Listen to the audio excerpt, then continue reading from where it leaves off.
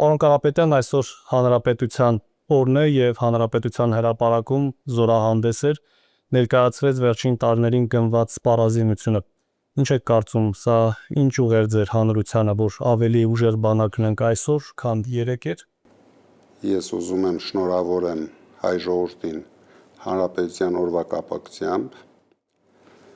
եւ ուզում եմ վստահեցնեմ, որ շուտով ունենալու ենք ուժեղ Հայաստան։ Իսկ ինչ վերաբերում է ձեր հարցին, ինձ թվում է Նիկոլ Փաշինյանը ամեն ինչ անում է, որ թաքցնի իր ձախողումները, քանի որ ամենամեծ իր ձախողումն ինքը ունեցել է բանակի հարցում, մեր պաշտպանության հարցում, Արցախը հանձնելու հարցում, դրա համար նույնիսկ չեմ պատկերացնում իր արած այս քայլը ինչին է ուղղված։ Ինձ թվում է ավելի շատ ուղղված է, որ ցույց տա ինչպես է ինքը ծախսել 8 միլիարդ դոլարը,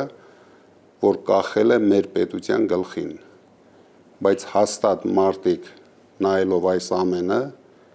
համոզվում են, որ այդ 8 միլիարդ դոլարը շատ անգրագետ է ծախսվել, որովհետև այդ գումարով մենք կարող էինք ունենալ շատ հզոր, շատ բարձր մակարդակի տեխնիկաներով հագեցած բանակ։